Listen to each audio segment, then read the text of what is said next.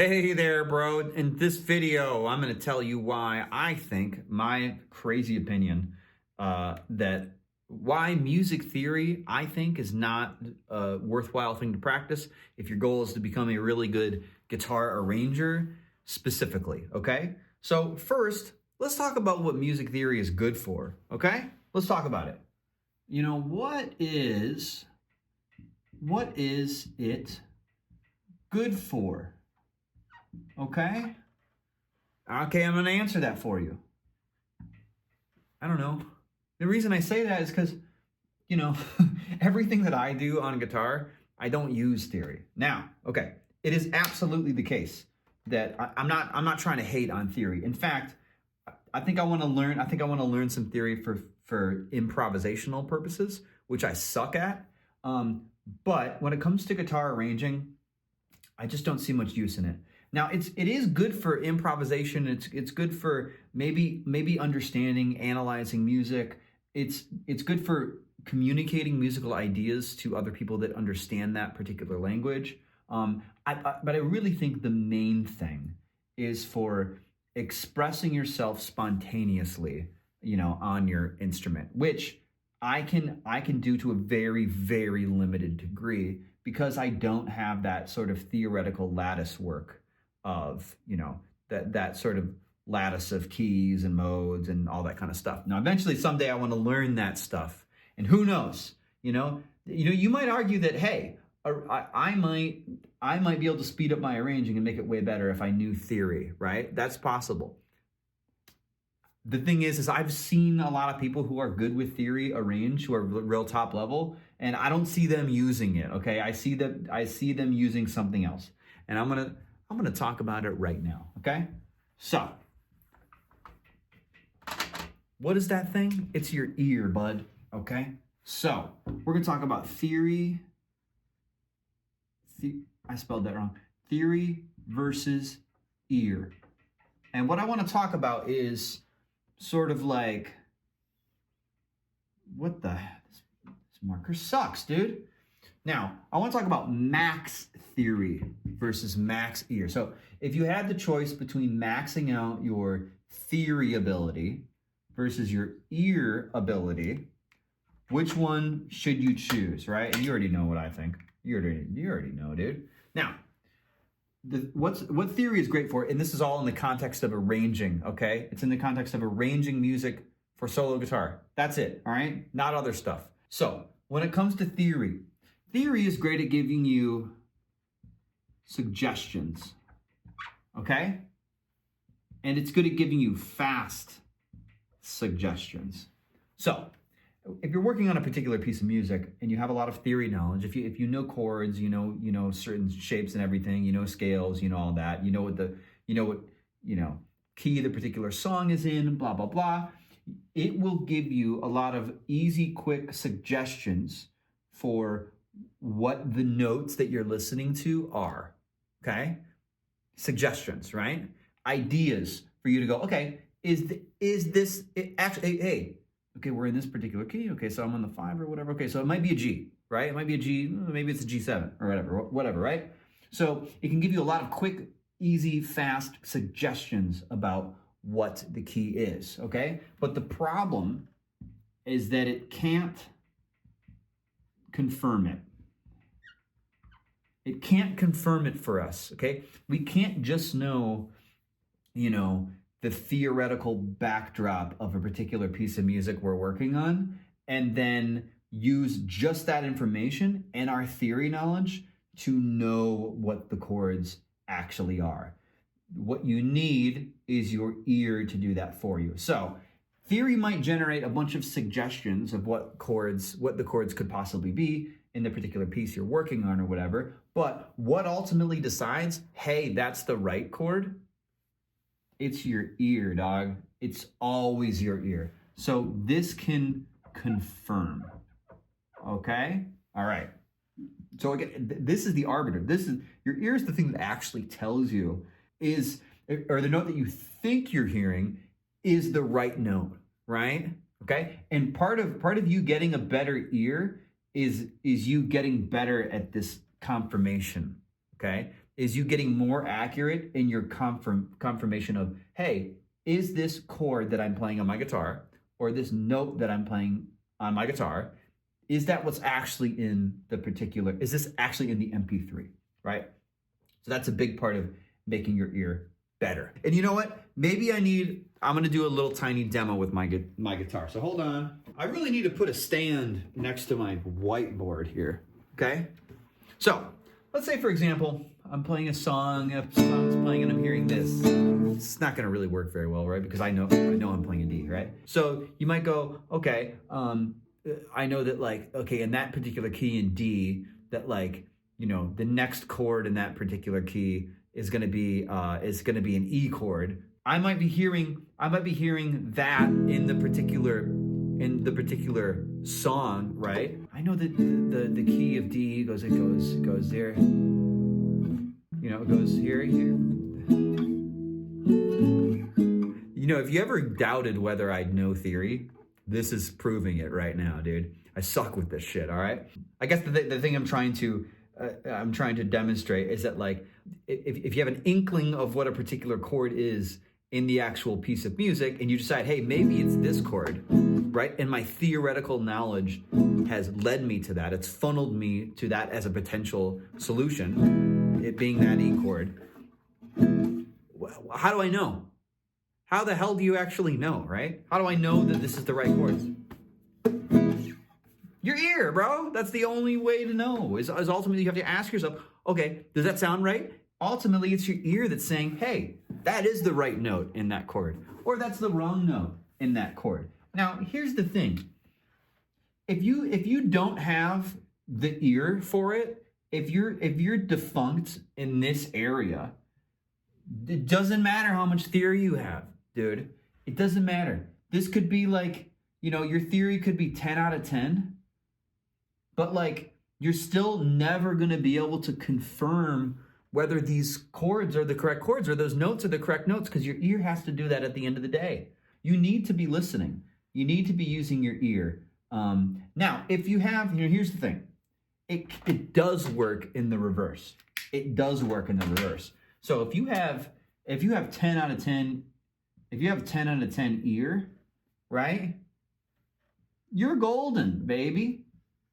Right? Because ultimately you might not have those quick suggestions of like, okay, I'm in this particular key, maybe it's this particular note. Instead, you can just focus on the notes, okay? Like you don't have to think about what chord is this? What chord quality of this? And like based on that chord quality, if I added ninth or seventh or whatever, what are those notes? You don't even think about that. You just listen with your ear to the particular chord, and if your ear is developed enough, you don't care what it's called.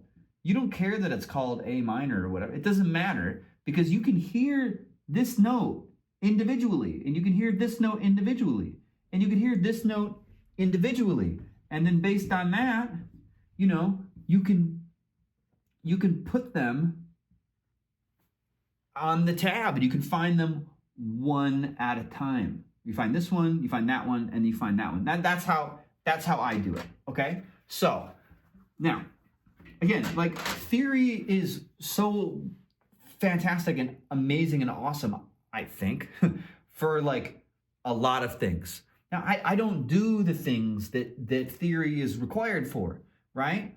But I have a really good ear, and it's because I've developed my ear. And I do a lot of guitar arranging. So if you're trying to become a really good guitar arranger and you're trying to learn a bunch of theory stuff, I'm sorry to say, but I don't think that's the most efficient use of your time.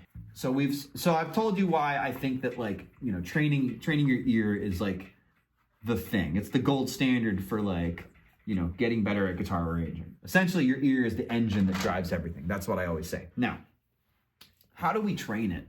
How do we train our ear? Okay? And I think there's there's two routes for this. There's two paths. Both are valid. We'll say 1 and 2 here. Now, number 1, guess what? Is you just arrange stuff. Okay, and the great thing about arranging stuff is that when you arrange stuff, you have to use your ear. right? You're listening to the MP3 or you're listening to the song on YouTube or whatever, and just by virtue of you trying to create an arrangement, you go through all the ear-related stuff that you would have to go through. And this process of arranging, the whole first part of the process is quite simply, ear-related stuff. It's like, what are the pitches that I'm hearing, and where are they? Where are they on my guitar fretboard? And putting them into Guitar Pro or whatever. Now, the issue with doing this, okay, and this being the only way that you improve your ear, is this, okay? It's that arranging is working on your ear, right? But it's also making decisions. I'm so bad at spelling. Decisions about a lot of things, right? Note, location, okay? Key experimentation, right? It's, what tuning, right? It's also syncing your file up, okay? It's also worried about what fingers do I play, right? What fingering? It's also what notes should I change to make it more practical? What notes should I remove to make the piece, more playable at the end of it? So I have to take my ability into account.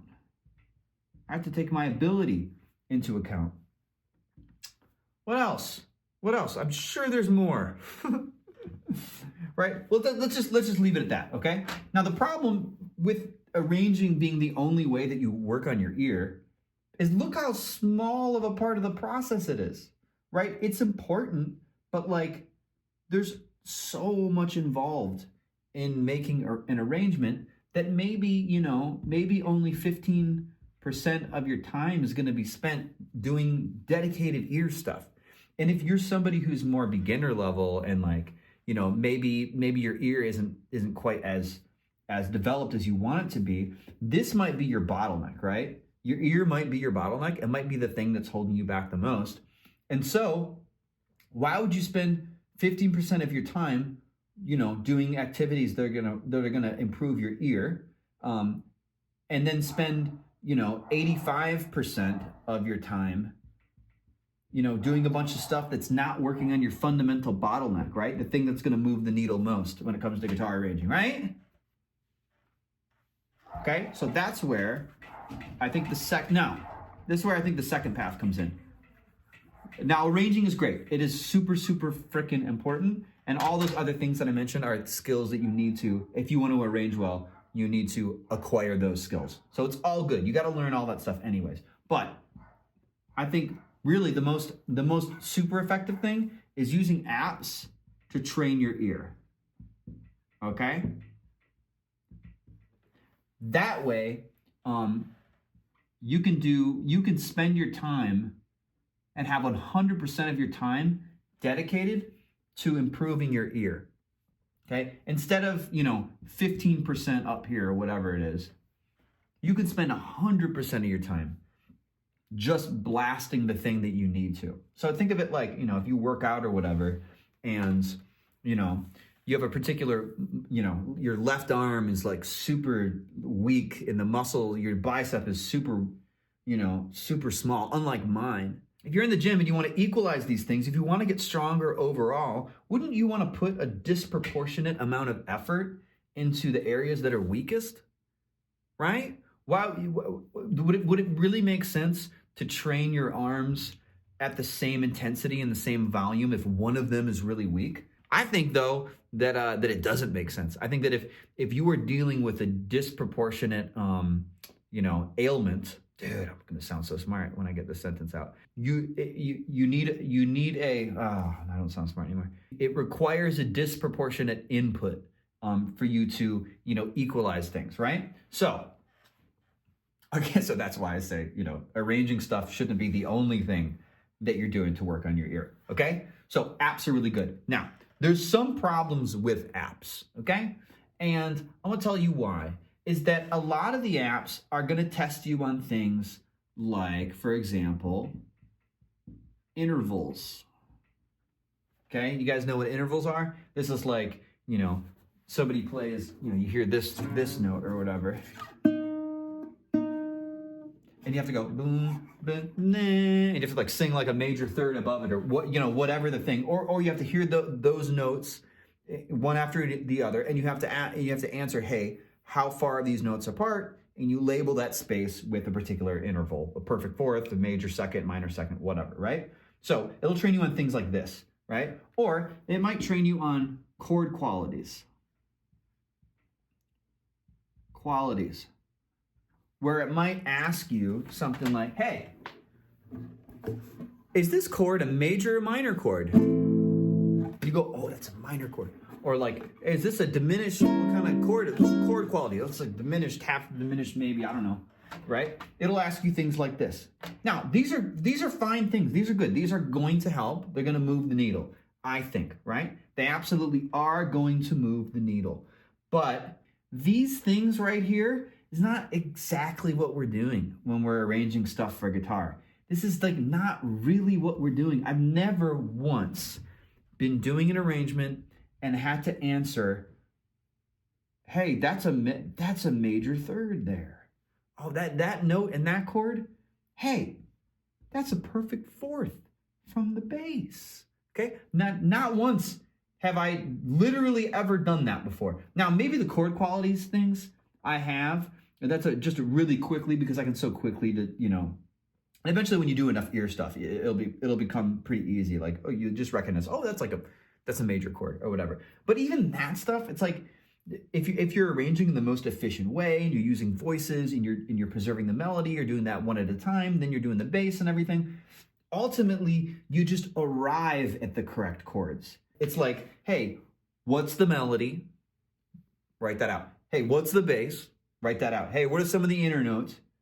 Write that out. And then what happens is you end up with a score where you've got chords, right? Because here's your melody, here's your bass, and here's your inner voice. And it's all accurate because you're just listening to the notes that you're hearing in a particular song, right? Now, what do I recommend instead?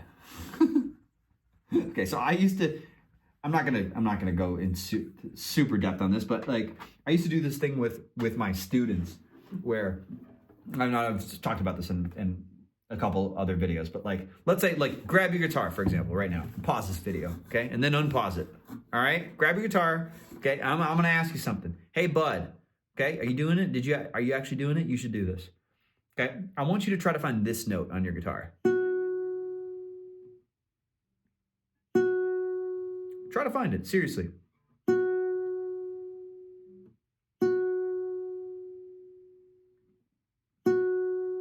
Are you able to find it? Okay, maybe you can.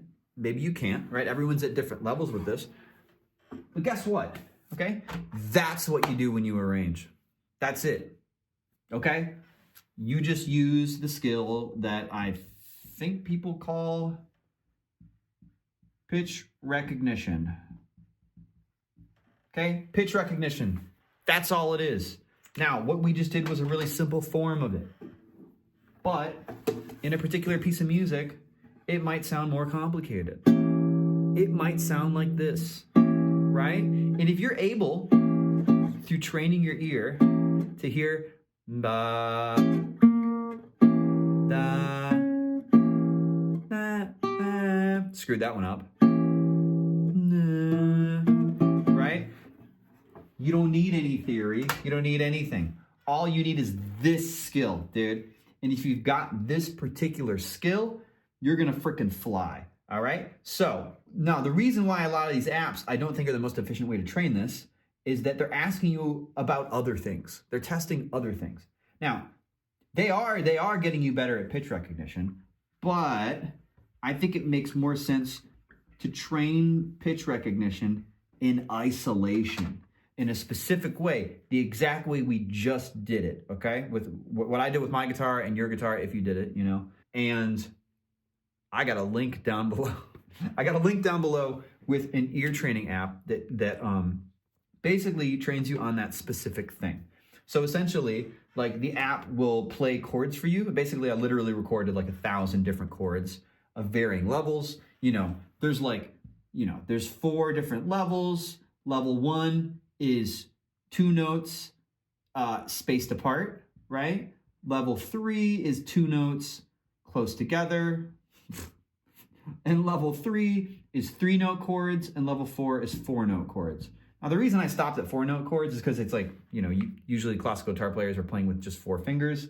And it's also very rare that you come across a chord in a song, any song, where there's actually there's 5 unique notes in it, right? Because even when you're playing a bar chord or whatever, it's essentially it's a bunch of doubled notes, right? So it's like a lot of times, if you play like a major bar chord or whatever, it's only 3 notes. It's just being repeated on other strings at different octaves, right? So you like this vid? You want to learn some more stuff? Let me know in the comments if you want me to talk about some other stuff, and if you like these whiteboard videos, if you think they're cool or not.